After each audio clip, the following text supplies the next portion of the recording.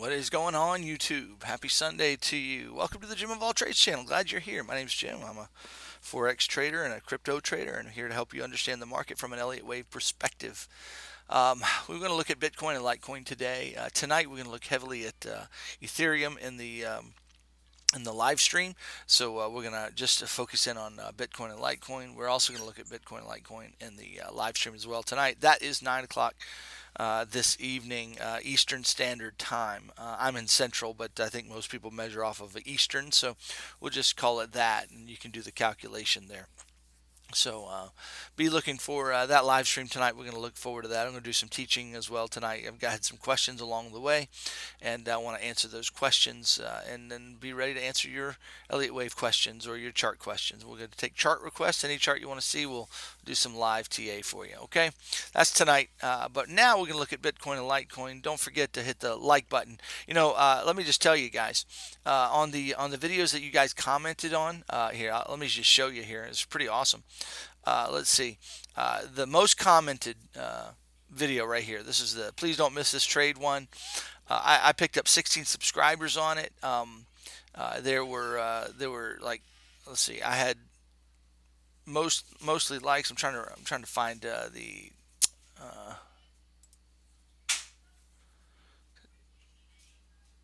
I had 621 views. Picked up 16 subscribers. There were a bunch of likes, bunch of comments. I think there was one video, I can't remember, that had something like 90 comments. And let's see which one it was. It might have been this one right here, where I picked up 13 subscribers on that particular video. So you guys are helping me build the channel, so I really appreciate it. Thank you so much for subscribing. It's just really a blessing to me, and I just thank you. So yeah. Please subscribe if you haven't subscribed. We get all kinds of videos, lessons, and teaching. You get daily wave calls. I don't know anybody else on YouTube that's given daily Elliott wave analysis and telling you where we are and where we're headed, so you can make get trade ideas and trade predictions. So yeah, all right, let's get into the chart today. I want to show you something pretty interesting. Yesterday's video was really good. If you didn't catch it, you should definitely catch it. It's a macro look at Bitcoin, particularly. I would invite you to do that. Now, excuse me. All right.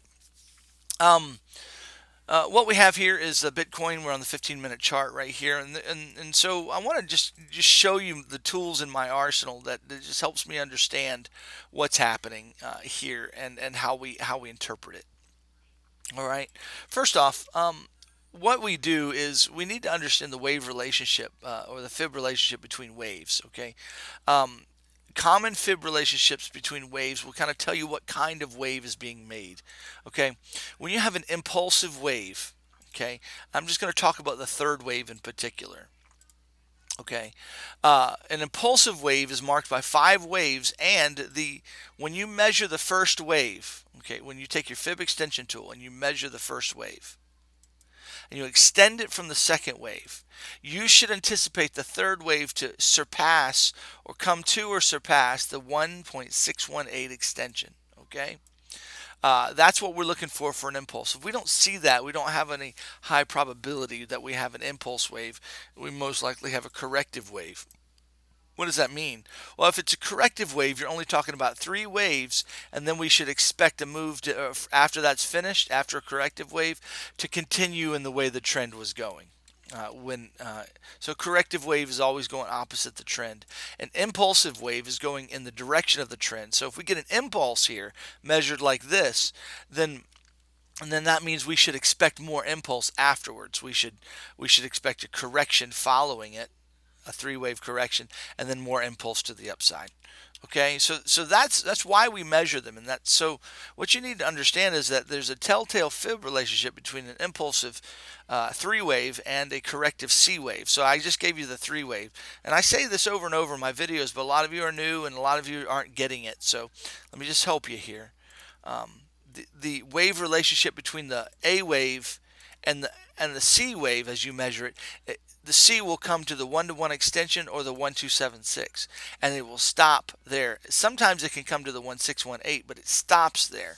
and it could wick through it potentially, but then you see a reversal pattern. Okay, so that's kind of what I use in my arsenal to say, okay, what kind of pattern am I looking for? Okay, so as I'm looking for this, as I look at this wave, I just want to show you something. Let me just show you this wave right here. This wave right here. Number one, how many waves do you see there? That's right, boys and girls. You see 5 waves. Sorry, guys. That's my humor. I apologize. It's not sarcastic. It's just fun. Then you see, so you got 1, you got a 2 wave. Now look at this 3 wave right here, this 3rd wave. You can see how we've surpassed the 1.618. Now, here's the interesting thing. Is this the bottom of the 3rd wave, or is this the bottom of the 3rd wave? I can give rationale for both. You might say, well, no, this is. Um,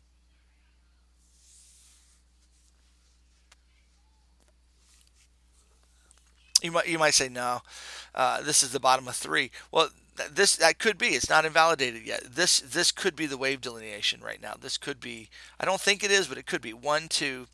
This is all 3. This is 4, and we're making 5, and that means we've got. This is really hard to count. Is this 1, 2 of the 5th wave? That's really big. I don't think that's the case at all. In fact, I don't think this is the case here. Um, really don't.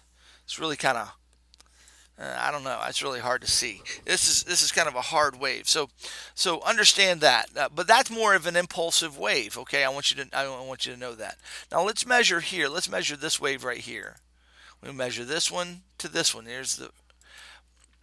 You'll notice that this wave didn't only made it up to the 1276 extension of that, and you can see how it's kind of a how it's kind of this upward wedge there, and so nothing is measuring, nothing on this wave measures impulsively. Okay, the only thing that measures somewhat impulsively is this wave right here, but that's a C wave basically. Okay, so we basically got looks like we've got. And even if we move it to here and to here, we still don't have anything come up to the one-to-one extension. You don't have anything measuring impulsively. So that's corrective. And so this is corrective. We came on down. All right, let's measure this wave right here. This is the one that everybody was freaking out about the other day, that I was kind of like hemming and hawing about when I was trying to make my video. Here's the first impulse right here, first wave delineation, where you got a 1 wave and a 2 wave coming back, or an A and a B. What do you notice? You notice that here you have the next wave. The next wave delineation comes to the 1276. Okay, and so here, so you got basically an A, a B, and a C, and that's finished at the 1276. Okay, then let's bring it up to here and measure this one. Not that. And measure this one. You can see how we didn't even quite make it. We almost made it to the one-to-one extension. I was surprised we didn't make that. I was expecting that we would go up, but we didn't. It just fell off. Okay, so nothing in this wave is measuring impulsively, really. Nothing. The 3 wave isn't marked by 5 clear waves. It doesn't come up to the 1618. Okay, now let's look at this move right here. Now I want you to notice something, that this wave right here looks eerily similar to that, just a little bit smaller. Okay, look at this. You've got this little chop in the beginning, a 1 and a 2. You got this next wave, and then another one, and then you got this straight up move like that. Okay, well, let me just keep that there for a second. Okay, we got this chop in the beginning, an intermediate wave here, right there, and then a straight up. I mean, it's not perfect, but the idea is that you got similar patterns going on here. If this was not impulsive, it was corrective. This is also corrective as well. Okay. In fact, this appears to be a broadening wedge. This was more of a bear flag. This is well, actually, that was let's see. Was that a broadening wedge or not? Got a nice trend line here. Broadening wedges are a little new to me, guys, by the way, just FYI. That's a broadening wedge. Let's see if it measured right. So the way you measure that, if you do a measured move, I've been playing with measured moves. Come up to the top of that broadening wedge, the highest point. Measure the breakout. Should be coming down here to the 97. We haven't finished it yet. Let's see what we got here. We got a broadening wedge here. If we measure that guy, if it stops here,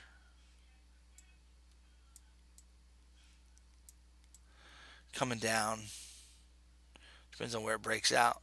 96. So yeah, those measured moves, I don't fully understand them completely, but that's my understanding of it to some degree. Still working on that in part of my knowledge, so I'll get back with you on that. You can check out Craig's channel for that. He's better at that than I am. That's the way he thinks. It's not the way I think. I think Elliott Wave, and I'm still trying to just add that to my repertoire. So that being said, um, when we measure this move, you can see how we've come up to the 1276 and the 1618, almost to the 1618, and we've gotten a reaction. Now, my guess is that just this move, show you this measurement here. This measurement right here, if we measure just this wave, it's still a 1276 measurement. It's not impulsive, okay? It can even come up to the 1618. Let me measure the similar move right here and just share this with you. Sorry, my phone's ringing. All right, there we go. And so right here, you can see how this barely came up to the 1618 and just fell off. And so, listen, that's what I'm looking for here to happen again. Nothing's measuring impulsively. It's all measuring correctively. I would imagine we're going to get some chop in here, and then it's going to come on down, most likely. This move to the upside is just another play by the market makers. Again, it's just the way they're forming the candles here. So, yeah, now I wanted to take some time to kind of show you what impulsive waves actually look like, because we've been in a correction so long. Let me just show you what an impulse looks like. Now, let me just zoom out. This is the Litecoin chart here. Just to kind of show you, and I had this already pulled up. So this is the entire move here, okay? And so all of this, we should have impulse waves all through this area right here.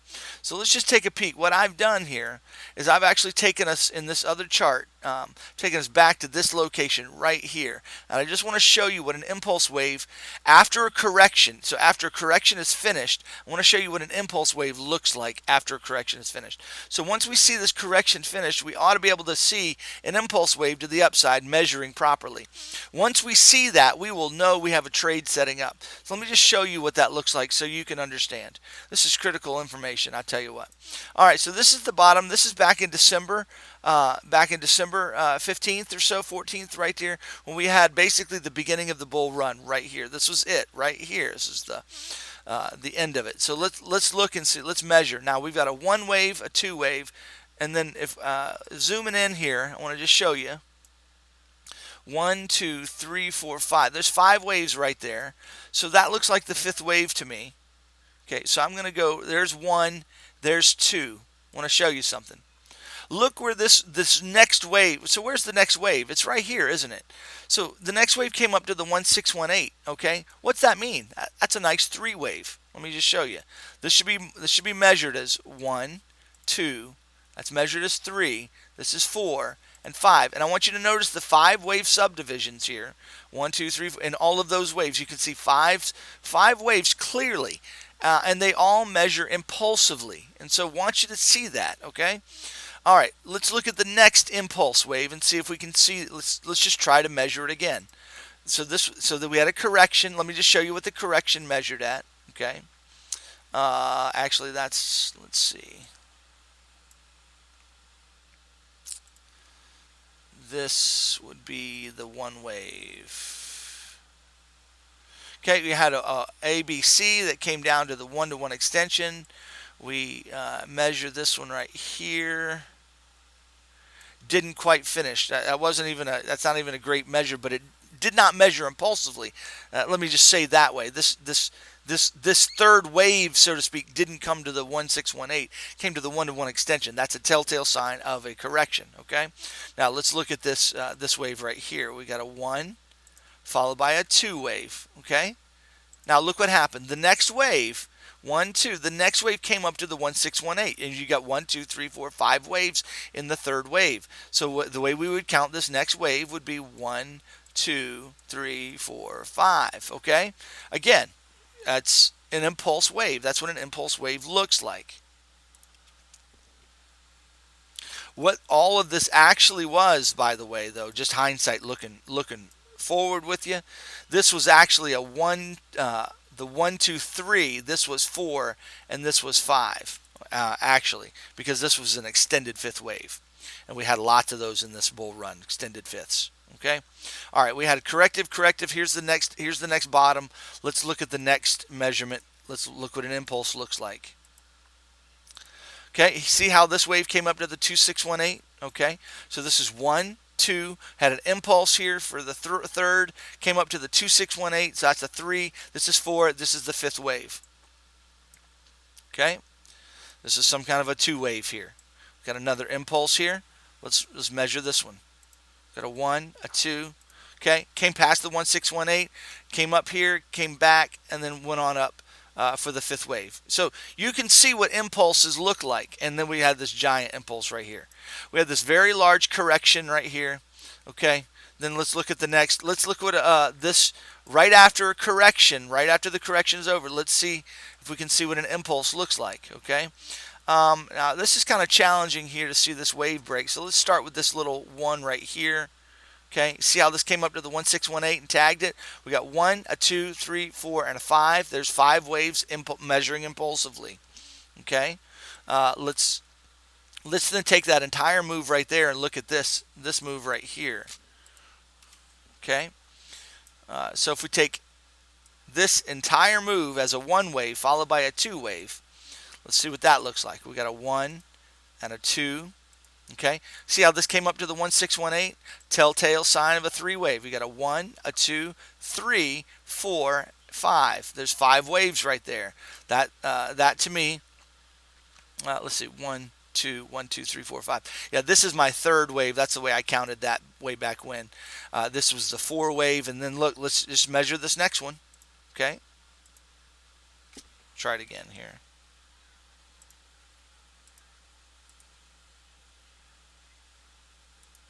Okay, you got a 1, a 2, came up to the 2618. Okay, let's see. Yeah, this came up to the 2618, and you see we had the fake out of the 1276, and then it continued on. So that's what we're always watching for. We always want to watch for that to see if we get those fake outs. And so, but this was so impulsive, and we had an impulse. We would have known that most likely, that was some kind of a fake out there at the 1276 there. So anyway, so you can just see as we went up this bull run, you got an impulse waves everywhere. So now we got this correction. So why would we expect anything different? At the bottom of a correction, we need to see an impulse wave, right? We need to see an impulse wave. Right here, this wave right here, this is what when I was talking to you guys way back when calling for this trade.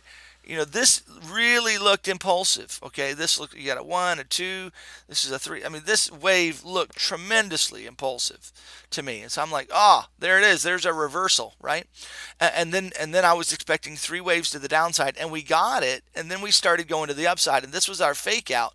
And then boom, it went down. The market makers are good at fake outs right there. So that was our fake out. That was actually an impulse into a B wave, most likely. So we're making a C wave. The C wave needs to be marked by 5 waves down to the downside. We just have not finished those 5 waves yet. Guys, we are going down, in my opinion. That is my strong opinion. So where are we headed? This is going long here in Litecoin. I just want you to see this here. See what we're doing. So I got an ABC here, okay? Not sure what I got that marked as. Oh, okay, yeah, I do know what I have here. All right, so look here. Let's measure this first wave. We got the first wave right here. Boom. What did this next wave come up to? It came to the 1618. It didn't. I mean, excuse me, the 1276 did not come and surpass the 1618. It's just non-impulsive. In fact, this wave came down to broach this region. It didn't stay up for a small correction and continue up. It's non-impulsive. Okay, so let's put our fibs to the next area here, to the bottom of there. You can see how this wave has 1, 2, 3, 4. I'm expecting another move to the upside. Probably can come up here to the 1276. It may not. It may be finished. This might be 1, 2, 3, 4, 5 right there, and we might be on the way down now. So here you see how it came to the 1-to-1 extension of the 1276. Nothing here is measuring impulsively, guys. So why do I believe we're going down? Because nothing's measuring impulsively. Everything is measuring correctively. And I hope I made that case for you. And I hope I've also subdued your worries that we're going to miss some run up. Listen, wait for that first impulsive wave. Let it measure impulsively. Let it move impulsively, and then wait for that pullback. Once we get the pullback, then we enter and we're off to the races. So that's what we're looking for, guys. We're looking for that. We thought we had it way back when. We didn't get it. And so you can see how corrective that became. I think we've got plenty of room to the downside. All right, where I'm really having a hard time with this wave, I'll be honest with you. I'm being supremely honest with you. I'm having a hard time with this wave. I don't know what to make of it. I don't know what to make of it. I don't know. Okay. Sorry. Again, that's my humor. Um, it's just so cruddy. It's just got cruddy subdivision. What is it? I mean, this looks like the first subdivision of a wave, right? So when I put the fibs on it, I get nothing that measures. I mean, we're making the three wave, evidently. We need to be coming down here. I mean, this fibs is putting us down in the 50s. I don't know if we're going to get that or not, or who knows? Who knows? So yeah, I really don't know. So here's what I'm looking at. Here's the way I'm trading it because I don't know what's going on. Um, the way I'm trading it is I see this trend line down here. This is the macro trend line. It really is significant. I've got a fib right here at 64.50. Right in that I've got support. Let me see if I can get on the 2-hour chart so you can see it. See the bottom here? We got this is 64.50 right here, 64.39 in that ball, and yeah, 64.83 is the bottom of this. So I've got the bottom of this region correlating with this line here. Guys, I think we're going to get a bounce off this line. Now, what it does, I'm not sure, but it could be a substantial bounce. Could be a substantial bounce. So let's wait and see. This could be an ABC, and we're getting an A. We're gonna get a bounce here. It'll be a B, and then we'll get a C down. That's a potential. Excuse me, I got the hiccups. That'll be a potential wave pattern there. All right, so that's Litecoin. So watch that. Just watch $65 and see what happens. That's the best I can tell you right now. If you're in my Litecoin swing trading community or in my Telegram group, I'm going to give you the most information. I'm going to tell you when I enter Litecoin swing trading community. I'll make sure that I throw charts up and just keep you guys updated as well. If you're not part of those groups, then make sure you become a part of those. One of them is just a thank you for my Patreons, and so if you're a Patreon helper and you're helping me reach my goals of becoming a full-time trader, and you want more detailed information and more help and more one-on-one interaction with me and answering questions and giving you trade targets and personalized videos for you guys, then join the Patreon, and I give a big thank you in that group. You can ask some of the other people that are in the Patreon in the comments down below. Okay, Bitcoin, what am I looking at? I'm looking at a top here of about 10,400 in that ballpark here. And then I'm looking for a push down. We might have already got the top, but I'm not certain. But I'm looking push down. I've got a trend line down here. This is my triangle trend line. If we don't break, so this is about $9,600. Watch 96, but also watch about $9,400. 94 and 96 are going to be key targets. I don't know. Once I get a push to the downside here, hopefully I'll get a couple of waves that are clear clear and plain, and I can project what they are and then update you guys. Looks like we're getting some kind of reversal here, so I hope that continues. All right, guys, I know that was long, but I just wanted to show you how waves measure correctively and impulsively and show you the difference and to help you understand. That is critical in my TA that you understand, and you can learn to do what I just did, and you can learn to analyze these waves the same way. All right, guys, you guys have a fantastic day. Talk at you later. I'll see you tonight in the live stream, 9 p.m. Eastern Time. Talk to you later.